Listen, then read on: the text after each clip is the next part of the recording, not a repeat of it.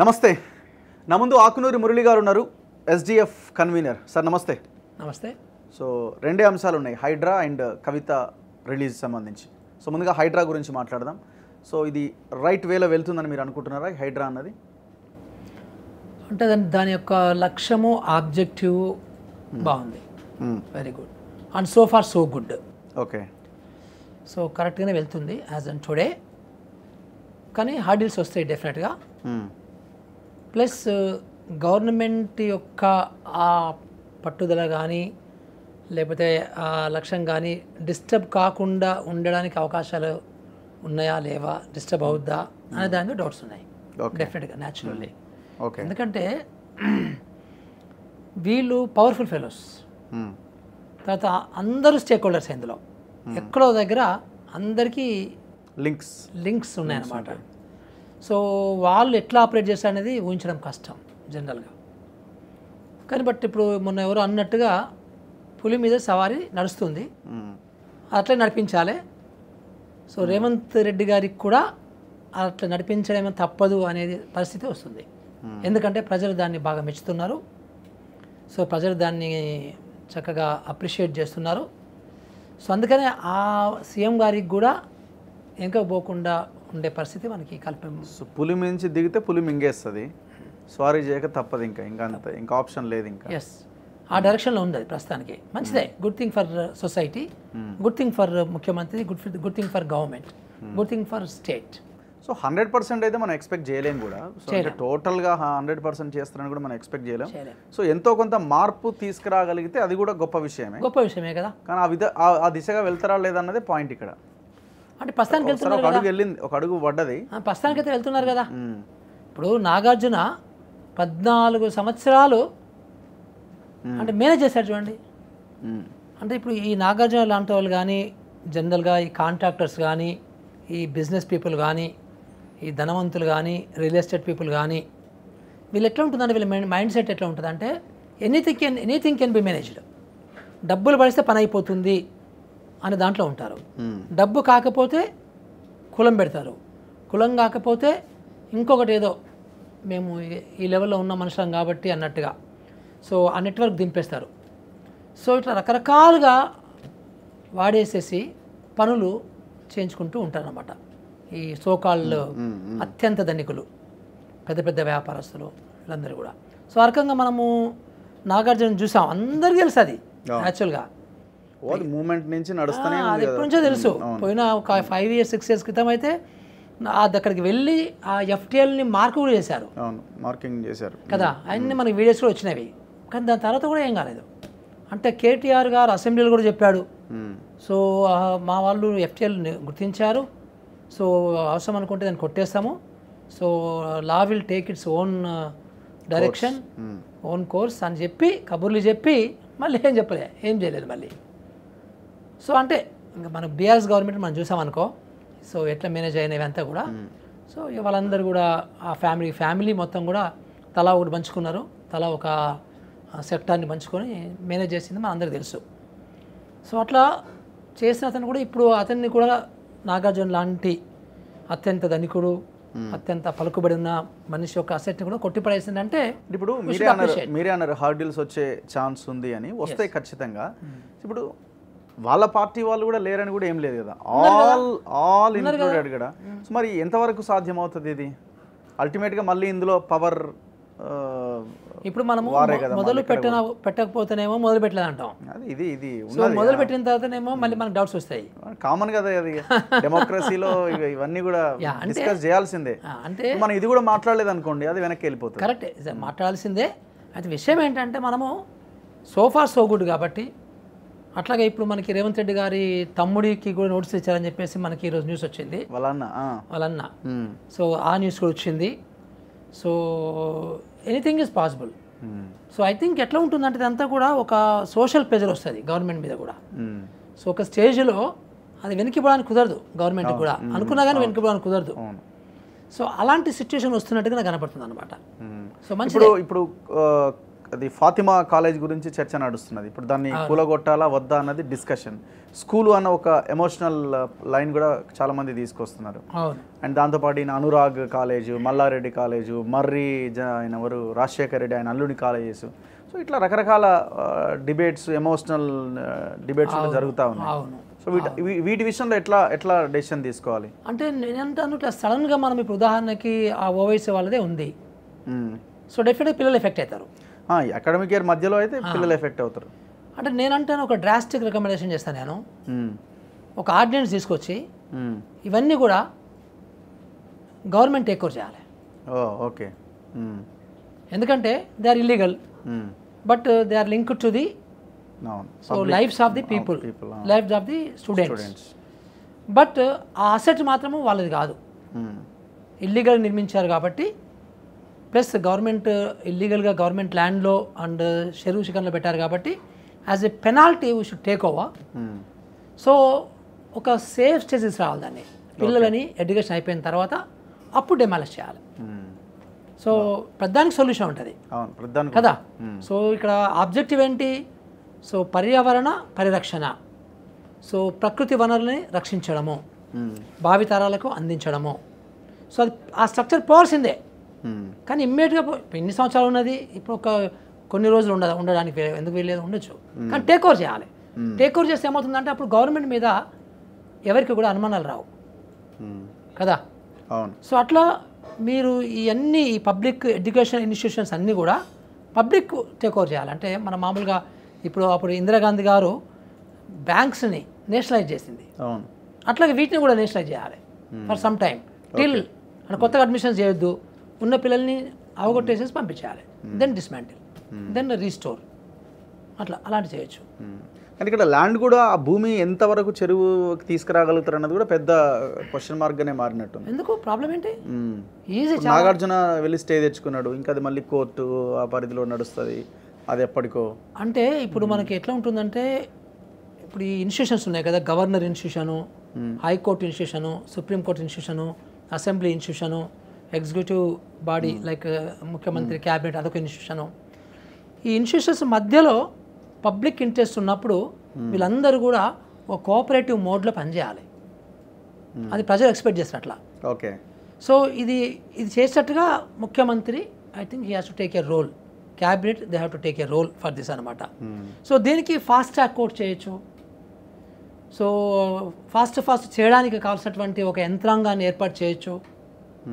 So దాన్ని ఒక logical ఎండ్కి తీసడానికి, తొందరగా లాజికల్ ఎండ్ తీసడానికి గవర్నమెంట్ ప్రయత్నం చేయొచ్చు. గవర్నమెంట్ ప్రయత్నమే కాదు, చేయడానికి అవకాశాలు చాలా ఎక్కువగా ఉన్నాయి దీని మీద. ఇప్పుడు మీరు చూడండి, జనరల్గా ఇప్పుడు నాగార్జునకి మొన్న కోర్టుకు వెళ్ళాడు, ఇమ్మీడియట్ స్టే ఎందుకు వచ్చింది? నువ్వు కోర్టుకి వెళ్తే స్టే వస్తుంది నీకు అంత ఇమ్మీడియట్గా రాదు. అసలు హౌస్ మోషన్ పిటిషన్ వేయడానికే నాకు అవకాశం లేదు కదా.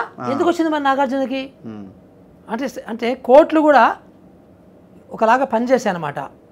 సో డబ్బున్నోళ్ళ గురించి పనిచేయచ్చు, లేకపోతే అది పబ్లిక్ ఇంట్రెస్ట్ ఎక్కువ ఉందని చేయొచ్చు. బట్ ఇది మోస్ట్ పబ్లిక్ ఇంట్రెస్టెడ్ లిటిగేషన్స్ ఇవన్నీ కూడా.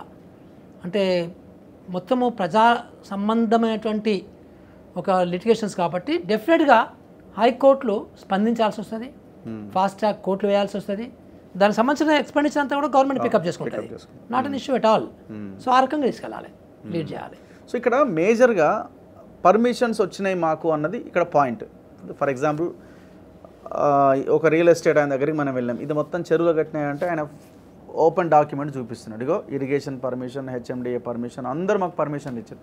ఆల్ ఆఫీసర్ సంతకాలతో కూడిన అనుమతులు వాళ్ళకి లభించినాయి.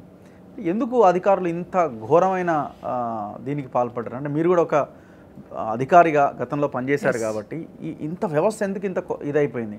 మీరు నమ్మరు, కొన్ని మేము డాక్యుమెంట్ చూస్తే చెరువుల కోఆర్డినేషన్ పాయింట్సే మార్చేసి చెరువునే మార్చేసారు. ఇక్కడ ఉండాల్సిన చెరువుని ఇటు తీసుకుపోయి ఇక్కడ పెట్టారు. అదే లాటిట్యూడ్స్, లాంగిట్యూడ్స్ మార్చేస్తారు, టోటల్ సర్వే నంబర్స్ మార్చేస్తారు. ఎస్, అన్ని ఎవ్రీథింగ్ ఇస్ పాసిబుల్ చేస్తారు ఇది. అంటే మన కల్చరల్లీ మనకి ఇలాంటి ఒక దరిద్రం ఉంది. అంటే ఇది ఎప్పటి నుంచి ఉంది అనుకున్నారు? రాజుల కాలం నుంచే ఉంది. బ్రిటిష్ వాళ్ళు ఎట్లా వచ్చారు అసలు మన దగ్గరికి? సో ఇక్కడ ఉన్నటువంటి మంత్రులకి లంచం పెట్టి రాజుల యొక్క రహస్యాలు తెలుసుకొని రాజులను చంపేసి బ్రిటిష్ వాళ్ళు వచ్చారు కదా. సో ఈ లంచాలతోనే బ్రిటిష్ వాళ్ళు వచ్చారు కదా. అవును. సో అట్లాగే ఇక్కడ మన దేశంలో అలాంటి కల్చర్ ఒకటి ఉంది, మన బ్లడ్లోనే ఆ లంచగొండితనం ఉంది, టు బి ఫ్రాంక్. సో ఇదేమవుతుందంటే ఈ కొంతమేరకి ఆ కల్చర్ ఉన్నది. మన బీఆర్ఎస్ మనిషిని పట్టుకోవాలి మనం ఇప్పుడు, కేటీఆర్ని కేసీఆర్ని మనం ఆ కుటుంబాన్ని పట్టుకోవాలి. ఆ కుటుంబం వచ్చిన తర్వాత తెలంగాణ పెరిగిన కుటుంబం వచ్చి పరిపాలన చేజిక్కించుకొని వాళ్ళు ఇంకా నాశనం చేశారు. ఒక మంచి నేను చూశాను చాలామంది మంచి ఐఏఎస్ ఆఫీసర్లను కూడా వీళ్ళు కరప్ట్ చేసి పడేశారు. సో వీళ్ళు ఏం చేస్తారంటే మేము దోచుకుంటాం మీరు కూడా దోచుకోండి అని గేట్లు ఓపెన్ చేశారు. మీరు జాగ్రత్తగా గమనిస్తే ఏసీబీ అంతకుముందు మనకి తెలంగాణ రాకముందు, కేసీఆర్ రాకముందు ఏసీబీ వాళ్ళు పట్టుకుంటే ఒక 4 రోజులు జైల్లో ఉండాలి. ఆ కండిషన్ తీసిపడేశాడు మనకి కేసీఆర్ వచ్చిన తర్వాత. మొన్న ఒక ఆఫీసర్ అంటున్నాడు, కేసీఆర్ దేవుడు అండి, సో ఆయన అసలు చక్కగా కరప్షన్ చేసుకున్నా కానీ పెద్ద పట్టించుకునేవాడు కాదు, పనులు కావడమే ఇంపార్టెంట్ అనేవాడు ఆయనే, సో కరప్షన్ అయినా పర్లేదు అన్నాడు అని చాలా షేమ్లెస్గా క్యాజువల్గా మాట్లాడుతున్నానే అని. చూడండి అంటే ఎంత పాడు చేశాడు అనేది వ్యవస్థని. సో ఆ రకంగా ఏమైందంటే మొత్తం కూడా ఇప్పుడు అసలు ఈ ఫామ్ హౌస్ వ్యవస్థ ఏంటండి ఇది, అంత ఘోరం. ఇవాళ రేపు సబ్ ఇన్స్పెక్టర్ కూడా ఫామ్ హౌస్ మెయింటైన్ చేస్తున్నాడు, ఒక అసిస్టెంట్ ఇంజనీర్ కూడా ఫామ్ హౌస్ మెయింటైన్ చేస్తున్నారు. ఎట్లా వస్తాయి ఫామ్ హౌస్లు? నాకు లేదే, మా గురువు గారు కొప్పులరాజు గారికి లేదే, మా గురువు గారు రెడ్డి సుబ్రహ్మణ్యం గారికి లేదే, ఎస్ఆర్ శంకరన్ గారికి లేదే, పుష్ప సుబ్రహ్మణ్యం గారికి లేదే, బుర్తి రాజశేఖర్కి లేదే. కనీసం మీరు హిమాయత్ సాగర్ ఇటు వెళ్ళండి, ఐఏఎస్లు ఐపీఎస్లకు ఫామ్ హౌస్లు ఉన్నాయి, లీడర్లు అంటున్నా కదా. ఐఏఎస్ కాదు, ఒక సబ్ ఇన్స్పెక్టర్ వరంగల్ చుట్టూ ఇప్పుడు ఫామ్ హౌస్ వచ్చేసినాయి. అంటే ఫామ్ హౌస్ కల్చర్ ఎవరు తీసుకొచ్చారు అని చెప్పి తీసుకొని కొట్టాలి కదా. ఎవరు తీసుకొచ్చారో మన అందరికి తెలుసు. ఫామ్ హౌస్ అనే పేరు ఇంతకుముందు అసలు ఎవరికి తెలియదు. తర్వాత లాస్ట్ 10 సంవత్సరాలు ఫామ్ హౌస్ అనేది ఫేమస్ అయిపోయింది కదా. సో దీంతో ఒక హద్దు లేకుండా, అదుపు లేకుండా, సో అధికారులు ప్రతిదానికి రేట్లు పెట్టుకున్నారు, ఐఏఎస్ ఆఫీసర్లు రేట్లు పెట్టుకున్నారు. అబ్బా దారుణం అన్నమాట అసలు ఇది చూస్తుంటే. సో ఇది ఈ బీఆర్ఎస్ వాళ్ళు ఈ కల్చర్ బాగా పాడు చేశారు. సో అందుకనే నేను ఏమంటానంటే యాక్చువల్గా ఒకవేళ ఏదైనా మనకి ఫలాని ఒక రూల్ అడ్డంకి వచ్చిందంటే ఇప్పుడు ప్రభుత్వం ఏం చేయాలంటే ఒక ఆర్డినెన్స్ రావాలి. సో ఇమ్మీడియట్గా ఆర్డినెన్స్ అంటే ఈక్వలెంట్ టు చట్టం అన్నమాట అది. సో ఒక 6 నెలల లోపల మళ్ళీ దాన్ని అసెంబ్లీలో పెట్టి చట్టం చేయొచ్చు, అలాంటి ఒక వెసులుబాటు ఉంది.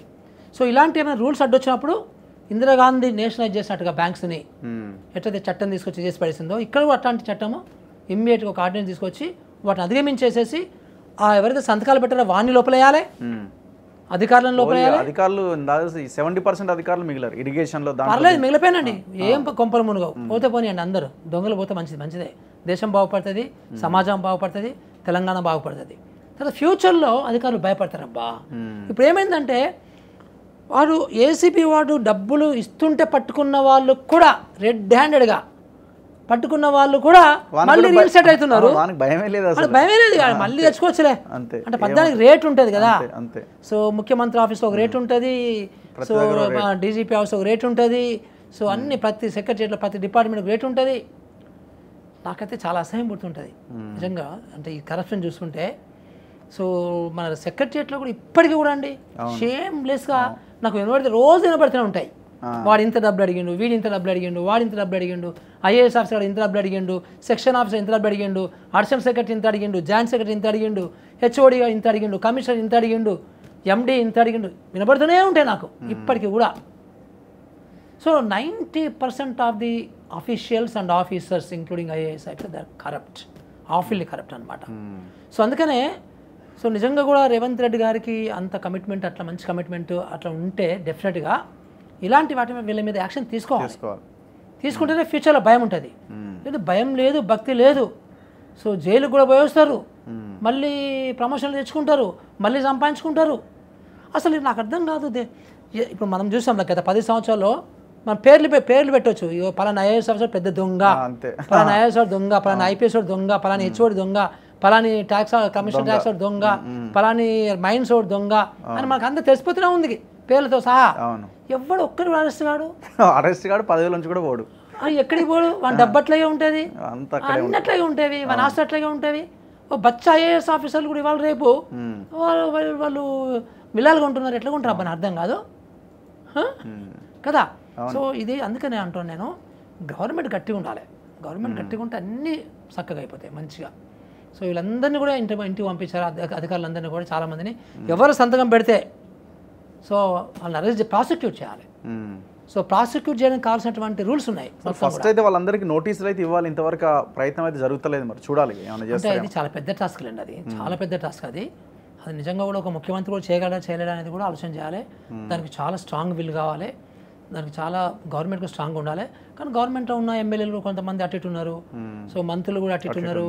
సో కొంచెం కష్టమైంది. ముఖ్యమంత్రి గారు గట్టిగా అనుకున్నా కానీ అది కొంచెం కష్టం. ఐ థింక్ ఈ request some more time to strengthen himself. ఆయనకున్నా కానీ చేయాలనుకున్నా కానీ.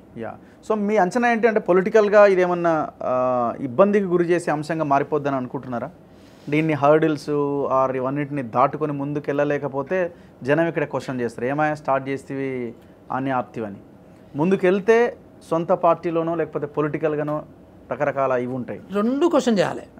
ఇప్పుడు ఇక్కడ కాంగ్రెస్ వాళ్ళని కూల్చడానికి వాళ్ళు ఢిల్లీకి పోతారు, వాళ్ళు క్వశ్చన్ చేస్తారు, ఇట్లా రకరకాల ఇవన్నీ ఉంటాయి కదా. నాకు తెలిసి అంటే ఒకవేళ చిత్తశుద్ధి వీళ్ళకు ఉంటే ఇవన్నీ వస్తాయి. నాకు తెలిసి ఢిల్లీ వాళ్ళు ఎవ్వరు కూడా ఆపరు. నాకు తెలిసి రాహుల్ గాంధీ కానీ సోనియా గాంధీ కానీ వాళ్ళిద్దరు ఇలాంటి విషయాలలో నాకు తెలిసి వాళ్ళ యొక్క యాటిట్యూడ్ నాకు తెలుసు, వాళ్ళ యొక్క గుణగణాలు నాకు తెలుసు. సో ఇలాంటి విషయాల్లో వాళ్ళు జోక్యం చేసుకోరు డెఫినెట్గా. కానీ ఇక లోకల్గా ఉన్న వాళ్ళు అటు ఇటు చేయడానికి అవకాశాలు ఉంటాయి డెఫినెట్గా. సో ప్రజలు అప్రమత్తంగా ఉండాలి, ఆపిన అప్రమత్త క్వశ్చన్ చేయాలి. సో ఒకవేళ ఆయన ముందుకెళ్తే మళ్ళీ ఈ దొంగ ఎమ్మెల్యేలు అటు ఇటు చేస్తే కూడా ఈ ఎమ్మెల్యేలను కూడా రాళ్ళు అందుకొని కొట్టాలి ఇళ్ళకి వెళ్ళి ప్రజలు. సో మంచి పని జరుగుతుంటే మీరు ఎందుకు గవర్నమెంట్ కొలుస్తున్నారు? అప్పుడు మనకు గుర్తుందా మీకు, మనకి ఎక్కడ తక్కువ సీట్లు వస్తే కేసీఆర్ ఎమ్మెల్యేలు కొనుక్కుంటారని చెప్పినప్పుడు మనం సివిల్ సొసైటీస్ అందరూ మీటింగులు పెట్టి ఎవడన్నా అట్లాంటి పనులు చేస్తే తన్నాలని చెప్పేసి పిలిపించాం అప్పుడు. అట్లాగే ఇప్పుడు కూడా అట్లాంటి పిలుపు ఇవ్వాల్సి అవసరం వస్తే ఇవ్వాల్సి వస్తుంది. సో ప్రజలు అప్రమత్తంగా ఉండడం అనేది ఇంపార్టెంట్. సో ఇంకొంతమంది కొన్ని ఆర్గ్యుమెంట్స్ తీసుకొస్తున్నారు. ఇప్పుడు చెరువులని కాపాడాలని అంతా ఖాళీ చేయించి కూల్చే ప్రయత్నం చేస్తున్నారు. ఇప్పుడు ఎక్కడా వ్యవసాయం లేదు, హైదరాబాద్లో ఆయకట్టు లేదు. గతంలో ఈ చెరువులు వాటి కోసం, తాగునీటి కోసం, వరదల కోసం వీటి నిర్మాణం చేసారు. ఇప్పుడు వాటి వల్ల ఇప్పుడు కొత్తగా వచ్చే లాభం ఏంటి? అరే అంటే ఈ పాయింట్ కొంతమంది రేజ్ చేస్తున్నారు. అదే మూర్ఖులు, అంటే వాళ్ళకి సైన్స్ మీద అవగాహన లేక. సో వెరీ సింపుల్ అబ్బా, ఇప్పుడు నీకు హైదరాబాద్ సిటీ అయింది కాబట్టి వర్షం కొట్టకుండా ఆగుద్దా? ఎందుకు ఆగుతుంది? సింపుల్ కదా. అందులో మనది ఇక్కడ ఉన్న ఢక్కన్ పీఠభూమి, మనకి ప్రకృతికి నీ సిటీకి సంబంధం లేదు. సో వర్షం కొట్టినప్పుడు సో ఒక చెరువుకి క్యాచ్మెంట్ ఉంటుంది. అంటే ఎక్కడ పడ్డ వర్షము ఆ చెరువులో పడుతుంది, దాన్ని క్యాచ్మెంట్ అంటాం మనం. క్యాచ్మెంట్ మారదు కదా. సో క్యాచ్మెంట్ మారినప్పుడు అక్కడ ఉన్న ప్రిసిపిటేషన్ అంటాం, అంటే రైన్ ఫాల్ ప్రిసిపిటేషన్ అంటాము. అంటే ఇక్కడ సంవత్సరానికి 800 మిల్లీమీటర్ల రైన్ ఫాల్ పడితే, అంటే ఇక్కడ హైదరాబాద్ 1000 ఉంటుంది సుమారుగా. 1000 మిల్లీమీటర్ల రైన్ ఫాల్ పడినప్పుడు ఇగో ఇన్ని క్యూసెక్ల వాటర్ ఇక్కడ నిండుతుంది చెరువు అని, దానికి ఆ చెరువు ఆ రకంగా ఏర్పడింది ఆటోమేటిక్గా. బట్ ఈ రోజు నువ్వు చెరువు కెపాసిటీ తగ్గించినప్పుడు ఏమవుతుంది, ఈ ప్రిసిపిటేషన్ తగ్గదు. ఈ 1000 మిల్లీమీటర్లది so dash number of cusecs water తగ్గదు. తగ్గినప్పుడు ఏమవుతుంది, అది ఇళ్ళలోకి పోతుంది, రోడ్ల మీదకి పోతుంది, అటు ఇటు ఎస్కేప్ అవుతుంది. అది నీరు పళ్ళ మెరుగు, నిజం దేవుడు ఎరుగు. సో నీరు పళ్ళ మెరుగుతుంది అంతే, it goes to the slope అంతే, అది ఎక్కడో పోవాల్సిందే. సో తప్పించుకోవాల్సింది అది వాటర్ అనేది. మరి ఎక్కడికి పోతుంది అది? నువ్వు దాన్ని బంధిస్తే ఎక్కడికి పోతుంది? ఎక్కడ పోతుంది అంటే ఫ్లడ్స్ వస్తాయి, సో పిల్లలు చచ్చిపోతారు. సో నాళ్ళల్లో అక్కడ ఇక్కడ రకరకాల మనం చూస్తున్నాం కదా ఎట్లయితున్నాయో. సో అంత ఇబ్బందులు పడతారు, అంతా కూడా తప్పు కదా అది. సో అందుకనే చెరువులు ఉండాల్సిందే. చెరువులను యూ కెనాట్, అది చేయాలంటే ఒక చెరువులు లేకుండా చేయాలంటే నువ్వు దానికి ఒక ప్రాపర్ ప్లాన్ చేయాలి. కానీ ఆ ప్లాన్ చేయడానికి నీకు అవకాశం లేదు. ఎందుకంటే నిజాం వాళ్ళు అప్పుడు 3 లక్షల పాపులేషన్కు డిజైన్ చేసినటువంటి అండర్ డ్రైనేజ్ వ్యవస్థ ఇంకా నడుస్తుంది. ఇప్పుడు నువ్వు అండర్ డ్రైనేజ్ వ్యవస్థను నువ్వు వైడెన్ చేయాలి అంటే నువ్వు ఎన్ని బిల్డింగ్లు కొట్టాలి, నువ్వు చాలా పెద్ద టాస్క్ అన్నమాట, నువ్వు చేయలేవు. సో అందుకని చెరువులను ఉంచుకోవడం అనేది ఇంకోటి. చెరువులు అనేది చాలా లాభాలు ఉన్నాయి. It is not only holding the water కాదు, హీట్ని కూడా కంట్రోల్ చేస్తుంది. అది లంగ్, దాన్ని ఏమంటామంటే మనం లంగ్ స్పేస్ అంటాం. సో ఇప్పుడు పార్కులు కానీ చెరువులు కానీ దానివల్ల మీకు పొల్యూషన్ తగ్గుతుంది అనమాట, లంగ్ స్పేస్ అంటాం దాన్ని. అంటే సిటీలకి లంగ్ స్పేస్ ఇవన్నీ కూడా అవి ఉంటేనే మనకు మంచి ఆక్సిజన్ అందడానికి అవకాశం ఉంటుంది, లేకపోతే ఢిల్లీ లాగా అయింది. సో ఇప్పుడు ఢిల్లీలో ఏమవుతుంది, మనకి కొంతమంది కాలేజెస్ వెళ్ళిపోతున్నారు, కొనుక్కుంటున్నారు, కొంతమంది కాలేజెస్ వెళ్ళిపోతున్నారు. సో ఎస్పెషల్లీ ఆస్తమా ఉన్న వాళ్ళు, సో లంగ్ ప్రాబ్లం ఉన్న వాళ్ళందరూ కూడా వెళ్ళిపోతున్నారు. సో అది అన్ఫిట్ అయిపోతుంది మొత్తం కూడా సిటీలో. సో అది ఇంకా డేంజర్ కదా అది. సో ఇది చాలా ఏమవుతుందంటే ఈ ధనవంతులందరూ కూడా చాలా అత్యాశపరులు కదా, వీళ్ళంతా కూడా గ్రీడీ ఫెలోస్. ఈ దొంగలకి ఈ చెరువుల్ని ఆక్యుపై చేసే అవకాశం ఇవ్వద్దు కదా, తప్పు కదా. ఇప్పుడు మమ్మల్ని టార్గెట్ చేయడానికే హైడ్రా తీసుకొచ్చిరని హరీష్ కేటీఆర్ వీళ్ళు అంటున్నారు. ఇది అసలు హరీష్కు, కేటీఆర్కి, కేసీఆర్కి, కవితకి మాట్లాడే అర్హత ఉందా? దొంగలు కదా వీళ్ళంతా. వీళ్ళు అలీబాబా, చాలీస్ చోర్ కంటే కూడా భయంకరమైన దొంగలు కదా వీళ్ళు. వీళ్ళకి మాట్లాడే అసలు వాళ్ళకి అర్హత కూడా లేదంట నేను. ఎందుకంటే చేసే పనులని దొంగతనం పనులు చేసి ఇదంతా మీరే క్రియేట్ చేసి మళ్ళీ ఇప్పుడు మీరు మాట్లాడితే ఏమన్నట్టు. కొన్ని ఏరియాలకు పోతే కాలనీలు ఏర్పడ్డాయి. యా, ఎప్పుడు కట్టిరా ఈ బిల్డింగ్ అంటే మొన్ననే సంవత్సరం కింద 2 ఏళ్ళ కింద కట్టిరా అని అంటున్నారు. ఇప్పుడు నేను 50 సంవత్సరాల నుంచి రాష్ట్రాన్ని ఈ సిటీని చూస్తున్నాను. సో అంటే బంజారా హిల్స్లో మాది మసాబ్ ట్యాంక్లో మా హాస్టల్ ఉండేది. సో అక్కడ నుంచి మేము అట్లా అన్నం తిని సాయంత్రం పూట వాకింగ్ పోయినప్పుడు అక్కడ జమున ఇల్లు, అక్కినేని ఇల్లు, ఒక 10-15 ఇల్లు ఉండేది అంతే అట్లా. సో అది పోయినప్పుడు అసలు నిర్మానుషంగా ఉండేది. సో అంటే నాకు అప్పటి నుంచి నాకు సిటీ పరిచయము. సో చాలా చోట్ల అసలు ఒకప్పుడు అది ఒక గవర్నమెంట్ ల్యాండ్, అదొక ఉండే సిచ్యువేషన్. ఈరోజు అసలు గవర్నమెంట్ ల్యాండ్ అనే క్వశ్చన్ లేదు అక్కడ. ఏమైపోయింది గవర్నమెంట్ ల్యాండ్? సో అట్లా అంటే ఇదంతా ఏంటంటే ఈ ముందు అధికారుల యొక్క అవినీతి, అధికారుల అవినీతి పరులు ఎప్పుడైతారయ్యా అంటే రాజకీయ నాయకులు అవినీతి అవతారం ఎత్తితే అధికారులు నెక్స్ట్ దాంట్లో అవినీతి అవతారం ఎత్తుతారు. సో ఈ దొంగ రాజకీయ నాయకులు, అవినీతి రాజకీయ నాయకులు రావడం మూలాన వాళ్ళ గ్రీడీనెస్, వాళ్ళ అత్యాశ పెరగడం మూలాన, వాళ్ళ సంపాదన భయంకరంగా పెరగడం మూలాన వీళ్ళందరూ స్విస్ బ్యాంకులలో అకౌంట్లు ఓపెన్ చేసి బయట దేశాలకు వెళ్ళి అక్కడ మొత్తం ప్రాపర్టీస్ కొనే ఎప్పుడైతే ఈ కల్చర్ మొదలైందో ఇదంతా కూడా దరిద్రం అంతా మనం చుట్టుకుంటుంది. ఇప్పుడు ఈ మూసీ సుందరీకరణ అన్నదాన్ని చాలామంది వ్యతిరేకిస్తున్నారు, కొంతమంది స్వాగతిస్తున్నారు. మీరు ఎట్లా చూస్తున్నారు దీన్ని? ఇప్పుడు 150,000 కోట్లు ఖర్చు పెట్టాలి, మూసీ రివర్ ఫ్రంట్ అంటున్నారు. ఇప్పుడు ఇది ఎట్లా చేస్తే బెటర్ అని మీ ఆలోచన? ఇప్పుడు ఏ గవర్నమెంట్ కన్నా ప్రాధాన్యతలు ఉంటాయండి. సో మేము సోషల్ డెమోక్రటిక్ ఫోరం వైపు నుంచి కానీ ఒక Akunuri Murali attitude, mind thinking, thought process ద్వారా కానీ ఫస్ట్ ప్రియారిటీ మేమంటాము విద్య అండ్ వైద్యం. అంతే విద్య, వైద్యము, ఉపాధి, వ్యవసాయం, తర్వాత ఈ 4 ఫస్ట్ ప్రియారిటీ. ఈ 4 సాటిస్ఫై చేయకుండా మీరు వేరే దానికి వెళ్తే అది తప్పంటాం మేము. సింపుల్ లాజిక్, ఇంకా వేరే ఏం లేదు ఇందులో. సో ఎంత మేర చేయాలో అంత మేర చేయండి సుందరీకరణ డెఫినెట్గా. సో ఎస్టీపీలు పెట్టండి, ఎస్టీపీలు పెట్టండి. సో అంతేగాని సుందరీకరణ మనం కెనాట్ అఫోర్డ్ అండి ఇప్పుడు. సో సుందరీకరణ కాదు కానీ దాని పొల్యూషన్ తగ్గించడానికి మార్గాలు. సో బేసికల్ ఎస్టీపీలు పెట్టడమే. సో ఎక్కడ మనకి మురుగు కాలు వస్తుందో అక్కడ ఎస్టీపీ పెట్టడము, ఆ నీళ్ళని శుద్ధి చేయడము, మూసిలోకి వదలడము. Very simple logic. సో అవి ఎన్న పెట్టుకుని ఎంత పెట్టుకున్నా కానీ మీకు 10,000 కోట్ల పొల్యూషన్ కంట్రోల్ బోర్డు సరిగ్గా పనిచేస్తే కంపెనీస్ పొల్యూషన్ అది కూడా కరప్షనే. భయంకరమైన కరప్షన్. సో ఈ రిజిస్ట్రేషన్ ఆఫీసులు, తర్వాత రోడ్డు ట్యాక్స్ ఆఫీసులు, తర్వాత పొల్యూషన్ కంట్రోల్ బోర్డులు, తర్వాత మున్సిపల్ ఆఫీసులు, టౌన్ ప్లానింగ్ ఆఫీసులు, ఇవన్నీ మోస్ట్ కరప్ట్ అన్నమాట. హెచ్ఎండిఏలు ఇవన్నీ మోస్ట్ కరప్ట్. అంటే ఎందుకంటే అక్కడ సో ఈ మనీతో కూడినటువంటి వ్యవహారాలు కదా ఇవన్నీ కూడా, పెద్ద మనీలు కదా. అక్కడ భయంకరమైన కరప్షన్ ఉంటుంది. ఆ కరప్షన్ అందరికీ తెలుసు. బట్ దాన్ని ఆపడానికి కూడా నాలాంటి వాళ్ళని అడిగితే సొల్యూషన్ చెప్తాం మేము. కానీ బట్ అది అట్లాగే నడిపిస్తుంది. కానీ హైడ్రాకి ఇప్పుడు పీపుల్స్ అడ్వైజ్ కానీ పీపుల్స్ కమిటీ కానీ ఒకటి ఉంటే బెటర్ ఏమో. ఎందుకు ఆ దిశగా ఆలోచించి ఇప్పుడు రంగనాథ్ గారో, రేవంత్ గారో, లేకపోతే వీళ్ళు ఇందులో ఎక్స్పర్ట్స్ కాదు కదా. కష్టం కూడా. వాళ్ళని బ్లేమ్ చేస్తారు, మళ్ళీ ఆ ఇండివిజువల్ బ్లేమ్ చేస్తారు. Ranganath may become scapegoat after some time. చాలా డేంజర్ అది. పాపం రంగనాథ్ యొక్క హ్యాండ్స్ ని స్ట్రెంథెన్ చేయాలంటే ఆయనకు ఒక మెచ్యూర్ టీమ్ ఉండాలి. సో ఒక ఈవెన్ ఒక మంచి ఎన్విరాన్మెంటలిస్టులు ఉంటారు, వాళ్ళని తీసుకోవచ్చు కదా. యాక్చువల్గా ఆయనకి ఎట్లుండాలంటే ఒక స్ట్రాంగ్ అడ్వకేట్ టీమ్ ఉండాలి, మంచి టీం. ఒక 10 మంది టీం, 10 మంది 20 మందో స్ట్రాంగ్ అడ్వకేట్స్ టీమ్ ఉండాలి. అట్లా గ్రూప్ ఆఫ్ ఇరిగేషన్ ఇంజనీర్స్ ఉండాలి. సో మంచి కమిటెడ్ రిటైర్డ్ ఇరిగేషన్ ఇంజనీర్స్ మంచిగా ఉన్నారు చాలా మంది. సో హోల్ హార్టెడ్గా కరప్షన్ లేని మనస్తత్వం ఉన్నటువంటి ఇంజనీర్స్ ఉన్నారు. అట్లాగే టౌన్ ప్లానర్స్, సో రిటైర్డ్ అయిన వాళ్ళు మంచి టౌన్ ప్లానర్స్ ఉన్నారు. సో వాళ్ళని పెట్టాలి మనం యాక్చువల్గా అక్కడ.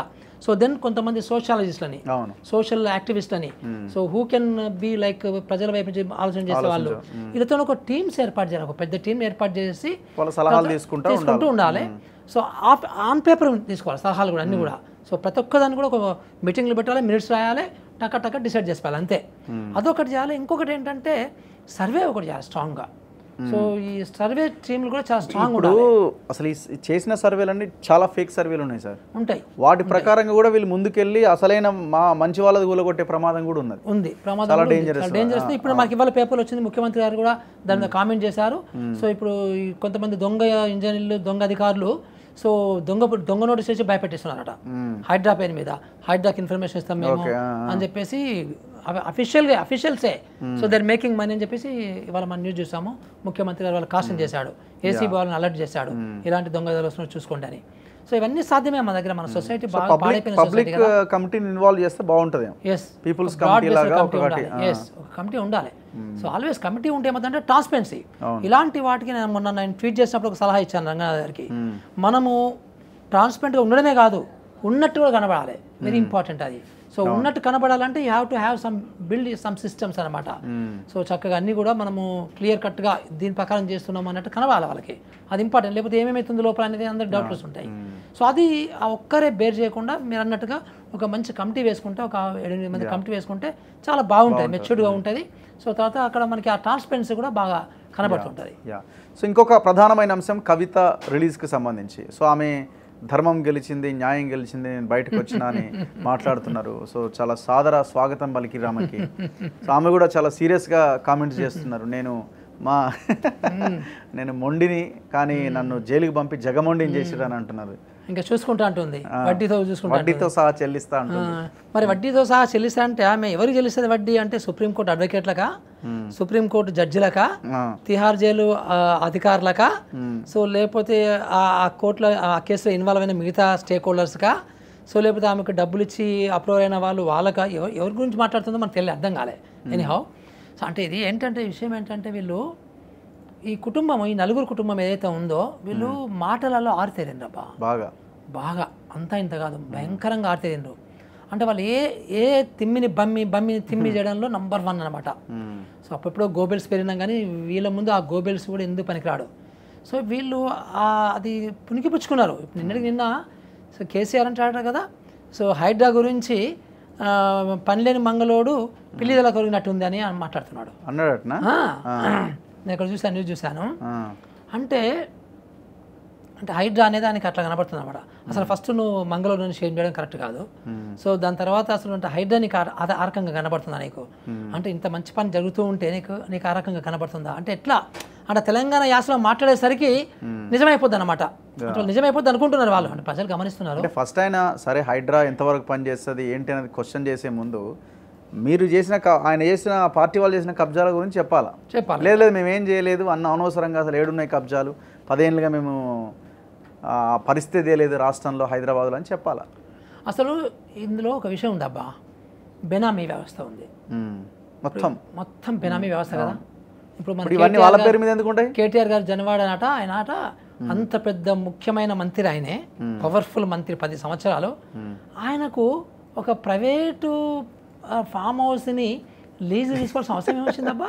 అది కూడా ఎక్కడో జనవాడ. అంటే ఏం బిజినెస్ చేసిన ఆయన పెట్టి, అంటే సిటీ అంత తొలిపెట్టి అక్కడ బిజినెస్ చేసుకుంటాడు ఆయన. ఆయనకు అంత టైం ఎక్కడ దొరికింది? ఆయనకు అంత అంటే చెప్పడానికి చూడండి ఎంత చక్కగా చెప్తారో. అది నాది కాదు, లీజ్ తీసుకున్నా. మళ్ళీ అంతకుముందు ఆయన పేరేం పేరు, ఆ చెన్నూరు ఎమ్మెల్యే, పాత ఎమ్మెల్యే బాల్కసుమను ఒక వీడియో వచ్చింది కదా, కేటీఆర్ గారిది వచ్చింది. అంటే చూడండి ఎట్లా ఉంటాయి ఇవన్నీ కూడా. సో నేనేమంటున్నా అంటే ఈ బినామీ వ్యవస్థ మీద ఒక బిల్లు తీసుకురావాలి, ఒక చట్టం తీసుకురావాలి. సో బినామీ వ్యవస్థ వలన మొత్తం ఈ దేశం యొక్క అభివృద్ధి వ్యవస్థ కుంటుపడుతుంది, తర్వాత పేదరికం పెరుగుతుంది, సో కరప్షన్ పెరుగుతుంది, సో దీనివల్ల హత్యలు అవుతున్నవి, దీనివల్ల లా అండ్ ఆర్డర్ డిస్టర్బ్ అవుతుంది, సో దీనివల్ల కొన్ని కోట్ల మంది సఫర్ అవుతున్నారు. సో బినామీ వ్యవస్థ చాలా డేంజరస్ ఉంది. బినామీ అండ్ కరప్షన్ ఈ రెండు అక్క చెల్లెల్లో అన్నదమ్ములు లాగా అనమాట. So it is working very closely అనమాట. ఈ బినామీ వ్యవస్థ మీద ఒక చట్టం తీసుకురావాల్సినటువంటి అవసరం కరెక్ట్గా క్లియర్ కనబడుతుంది. ఎందుకంటే అది దొరికితే ఎవరన్నా బినామీ అని దొరికినప్పుడు సో పనిష్మెంట్ ఉండాలి, పెద్ద యావజ్జీవ కారాగార శిక్ష ఉండాలి. సో అది లేకపోవడం మూలాన అసలు ఇవాళ రేపు ఎట్లయిందంటే అదొకటి ఉంది. తర్వాత అసలు వేరే దేశాలలో ఆస్తులు కొన్నప్పుడు, సో వేరే దేశాలలో ఈ డబ్బును పంపిస్తున్నప్పుడు, అంటే ఇది ఉంది కదా, దట్ ఒక వ్యవస్థ ఉంది కదా, ఈ నల్ల డబ్బుని ఏం వ్యవస్థ money laundering money laundering. So money laundering చట్టం కూడా ఇంకా దాన్ని ట్రాన్స్పరెంట్ చేయాలి, దాన్ని ఇంకా బలోపేతం చేయాలి. సో అలాంటి విషయంలో కూడా ఇంకా ఎక్కువ కఠినమైనటువంటి శిక్షలు ఉండాల్సిన అవసరం ఉంది. లేదా ఇప్పుడు ఏమవుతుందంటే, సో నాకు తెలిసే ఇప్పుడు ఈ కుటుంబాల వాళ్ళు బయట ఆస్ట్రేలియాలో ఉన్నారు, దుబాయ్లో ఉన్నారు, లండన్లో ఉన్నారు, అమెరికాలో ఉన్నారు, ఎక్కడ పడితే కొంటున్నారు. మీరు ఇక్కడ రియల్ ఎస్టేట్ ఏ వెంచర్కైనా వెళ్ళండి, కేటీఆర్ పేరే వినిపిస్తుంది. హైదరాబాద్ చెప్తున్నారు. కరెక్ట్. ఇది ఎవరిదంటే ఇలా కేటీఆర్ ఉంది, ఇది ఎవరిది, ఇది కేటీఆర్ వాళ్ళ బినామీలు వాళ్ళ పేర్లు వాళ్ళేదా మొత్తం కూడా. అందుకే అంటున్నాను, ఈ బినామీ మీద ఒకటి పెద్ద ఎత్తున ఒక చట్టం తీసుకురావాలి. మనీ లాండరింగ్ మీద కూడా ఇంకా దాన్ని డీమిస్టిఫై చేయాలి దానికి సంబంధించినటువంటిది. సో లేకపోతే ఇది ఇంకా భయంకరంగా అవుతుంది. మన సంపద ఎంత పోయిందండి. సో మనకి వాళ్ళ కుటుంబాలు కూడా, ఆ పాతకాలం నిజాం కుటుంబాలు కూడా బయటకు తీసుకెళ్ళిపోయిన సంపదని, మన సంపద బయటికి పోయింది. ఇప్పుడు మీకు నిజాం వారసులు కొంతమంది ఆస్ట్రేలియాలో ఉన్నారు, కొంతమంది లండన్లో ఉన్నారు, సంపద అంతా తీసుకెళ్ళిపోయారు కదా ఓడలల్లా. అట్లా ఇప్పుడు వీళ్ళు కొత్త రకంగా వీళ్ళు తీసుకెళ్తున్నారు. సో దీని మీద ఈ వ్యవస్థ మీద బీజేపీ వాళ్ళు ఇంత మాట్లాడతారు, అవినీతి గురించి మాట్లాడారు, వాళ్ళ గుడుల గురించి, గోపురాల గురించి మాట్లాడతారు, ఏందేందో మాట్లాడతారు. కానీ ఈ అవినీతి గురించి, మనీ లాండరింగ్ గురించి వాడు ఏదైతే పార్టీలో చేర్చుకోవడానికి, బ్లాక్మెయిల్ చేయడానికి వాడుకుంటున్నారు తప్ప నిజంగా మన సంపద బయటికి పోతుంది. దేశభక్తి, ఇంత దేశభక్తి ఉంటే మన సంపద ఇంత బయటికి పోతుంది, మనం ఏం చేయమంటారు బాబు నువ్వు? బీజేపీ నువ్వు అంత ఆర్ఎస్ఎస్ ఇన్ని మాట్లాడతావు కదా నువ్వు. కానీ అంటే ఇవన్నీ మాట్లాడరు వాళ్ళు. సో దే ఎంకరేజ్, వాళ్ళు కొంతమందిని బయటకు కూడా పంపించాను కదా కావాలనే. సో ఇది ఈ వ్యవస్థ మీద బాగా వెళ్ళిపోతుంది. ఇప్పుడు కవితకి అంటే చాలా మంది అంటుంటారు, జైలుకి పోయిన వాళ్ళంతా ముఖ్యమంత్రులు అయ్యారు, జైలుకి పోయిన వాళ్ళంతా పెద్ద పెద్ద లీడర్లు అయ్యారు అని, సెలబ్రిటీలు అయ్యారు అని, ఇంకోటైనా. సో ఇప్పుడు ఆమె కూడా ఇంకొక స్టెప్ పైకి వెళ్ళిందట పొలిటికల్గా. మీరు ఎట్లా చూస్తున్నారు? అంటే ఇది ఎట్లా ఉంటుందంటే, మనలాంటి వాళ్ళము ఎక్కువ మాట్లాడాలి ఇంకా. ఓకే. ఇప్పుడు కవిత జైలుకు పోయింది 100 కోట్ల స్కామ్. అది ఒక అఫీషియల్ ఫిగర్, అది ఇంకెంత ఉందో మనకు తెలియదు. సో బట్ అంతకంటే అంటే అఫీషియల్ ఫిగర్ అది 100 కోట్లకి. సో అందులో దొంగతనం చేసింది కాబట్టి, దొంగతనం అంటే ప్రజలకు అర్థమైతే చెప్తున్నా, అందులో దొంగతనం చేసింది కాబట్టి దాన్ని స్కామ్ అంటాం మనము. ఆ స్కామ్ ఉంది కాబట్టి ఆమెను జైలు వేశారు. సో జైలు వేయడం అనేది పక్కా కాన్స్టిట్యూషన్ ప్రకారం చేశారు, రాజ్యాంగం ప్రకారం. దొంగతనం కూడా సారా దందా, అది కూడా సారా దందా. అంటే ఎంత అంటే ఆడోళ్ళకి ఉసురు పోసుకున్నట్టే కదా, మహిళలకు ఉసురు పోసుకున్నట్టే. సో ఆ దొంగతనం బేసిస్ మీద ఆమె జైల్లో ఉన్నది కాబట్టి ఆమె హీరోయిన్ ఎట్లయిద్దండి? సో దొంగలు హీరోయిన్లు ఎట్లయితారండి?